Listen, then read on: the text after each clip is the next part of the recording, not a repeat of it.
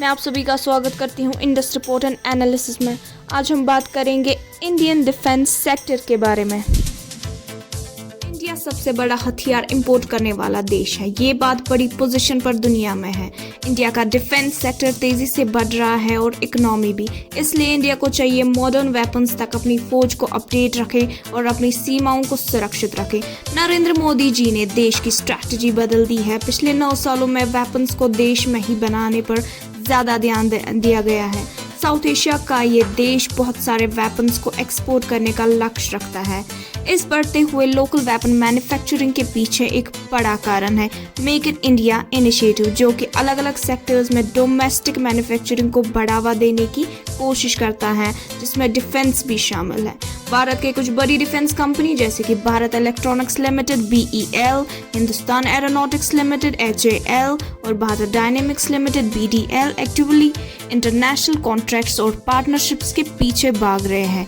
New Delhi ने defence contracts के value को 3 बिलियन से ज़्यादा कर दिया है, जो कि लोकल मैन्युफैक्चरिंग को बढ़ाने का एक बड़ा कदम है। इनमें सबसे महंगा परचेज ब्रह्मोस मिसाइल सिस्टम है, जो रशिया और इंडिया ने कॉर्पोरेशन में बनाया है।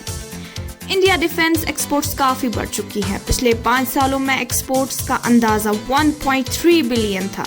2016 के मुकाबले अब 10 गुना ज़्यादा, ये करीब 1.9 बिलियन तक बढ़ गया है 2022 और 2023 में। एक्सपोर्ट्स की क्वालिटी और स्केल दोनों बढ़ गई है। इंडिया अब 85 से ज़्यादा देशों में एक्सपोर्ट कर रहा है और 100 से ज़्यादा एंटरप्राइजेस डिफेंस प्रोडक्ट्स बेच रहे हैं। रशिया, पोलैंड, स्पेन, मालदीव्स और नेपाल सबसे बड़े बायर्स हैं। म्यांमार, श्रीलंका और आर्मेनिया भी 2017 से 2021 तक टॉप बायर्स के तौर पर उभर रहे हैं। इंडिया के वेपन्स एक्सपोर्ट को इतने आगे ले जाने में कई सारे वेपन्स का अहम किरदार है, जैसे कि ब्रह्मोस मिसाइल्स, आकाश मिसाइल सिस्टम, पिनाका रॉकेट्स और लॉन्चर्स, धनुष 228, 155 mm modern artillery guns, thermal imaging equipment, body armour और PPEs और रेडर्स। इस तेजी को बढ़ने को सरकार की पॉलिसी इनिशिएटिव्स से जोड़ा गया है।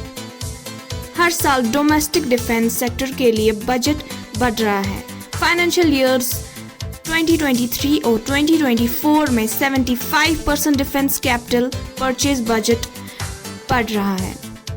लोकल एंटरप्राइजेस के लिए डेडिकेट किया जाएगा, जो एक रिकॉर्ड है, जबकि 2022 और 2023 के फाइनेंशियल ईयर में इसका बजट सिर्फ 68% था।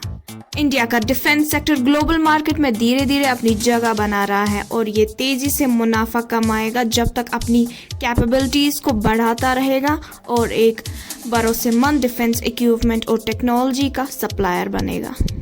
यहाँ तक हमारे साथ बने रहने के लिए आपका धन्यवाद।